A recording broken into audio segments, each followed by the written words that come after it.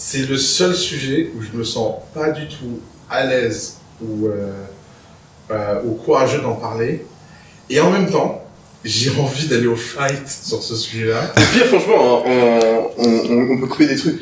Ouais. Non, mais c'est pas... C'est vraiment... J'ai rarement des dilemmes comme ça, Ouais. tu me connais. Mais sur ce sujet-là, j'en ai un. Ok. Mais ce que je peux dire, c'est que moi, j'ai décidé de sortir de la société humaine traditionnelle il y a longtemps sur ce sujet-là. Ok. Je vis dans un monde parallèle dans lequel les règles sont pas les mêmes. Je suis polyamoureux depuis longtemps. Définis polyamour. Polyamoureux, c'est l'idée que ton partenaire ou tes partenaires peuvent avoir d'autres partenaires et qu'il n'y a pas de... Alors moi, je suis carrément ce qu'on appelle anarchie relationnelle, c'est-à-dire qu'il n'y a pas de hiérarchie, il y a des moments, ça monte, ça descend, c'est fluide, etc.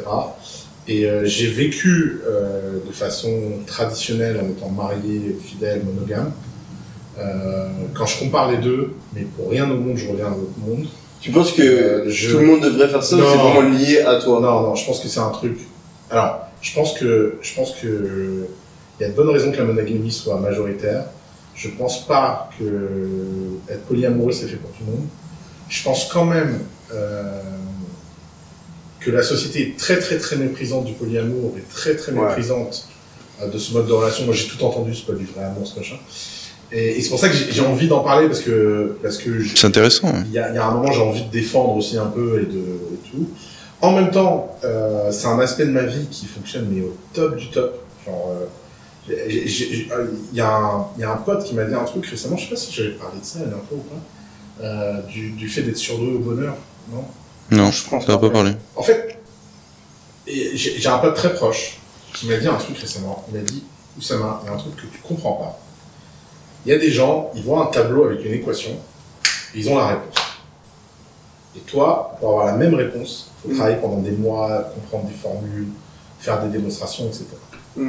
Et ces gens-là, on les appelle les surdoués des maths. Et ça choque personne que des gens soient surdoués en maths. Et je dis, ouais, c'est vrai. Je dis, bah ouais, et ben, il y a des gens qui sont surdoués au bonheur. Ouais. Et toi, tu es un surdoué du bonheur. C'est trop facile pour toi d'être heureux. Il faut que tu comprennes que pour nous autres, c'est compliqué. Et en fait, quand toi tu dis... Bah, c'est vrai, en vrai, c'est vrai. Moi, je te connais depuis pas si longtemps. Je dirais que dans certaines situations, moi, je m'attendais à ce que tu sois beaucoup plus perturbé. Et en fait, je suis normal. J'ai l'impression que ton niveau d'humeur est stable. Ouais, c'est assez ouf. Et pourquoi? Parce que les choses fondamentales de ma vie...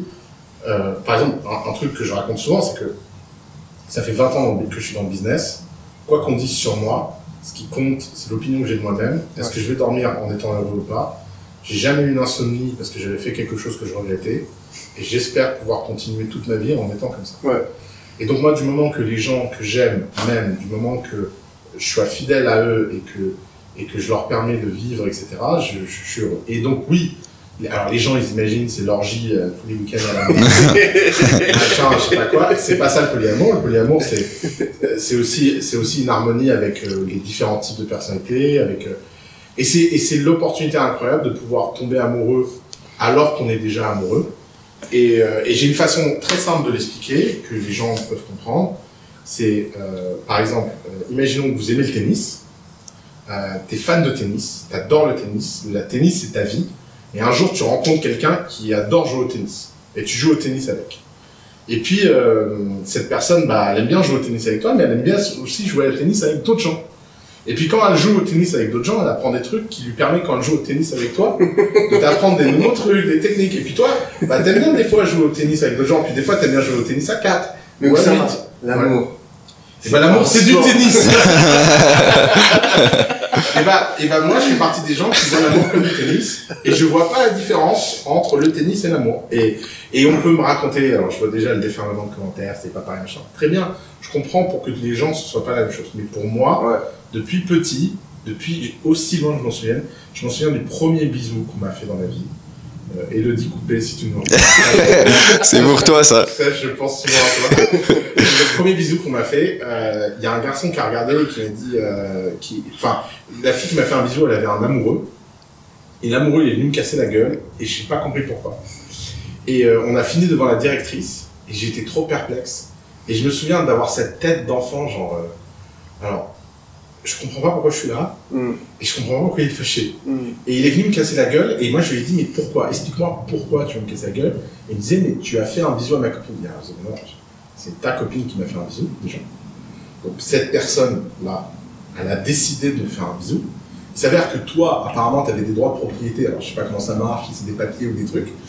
Et la directrice de l'école a essayé de m'expliquer pourquoi c'était pas bien que je fasse un bisou à la fille qui avait un club. Et je me souviens qu'elle me parlait, elle me disait, mais tu comprends, machin. Et moi, je me souviens, j'avais 6 ans ou 7 ans, je la regardais.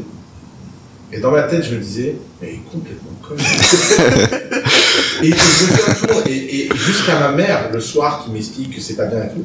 Et je me souviens de cette histoire fondatrice de ma vie, où je me disais, mais en fait, les gens, ils sont tous timbrés. Mais qu'est-ce que j'ai fait? J'ai rien fait de mal.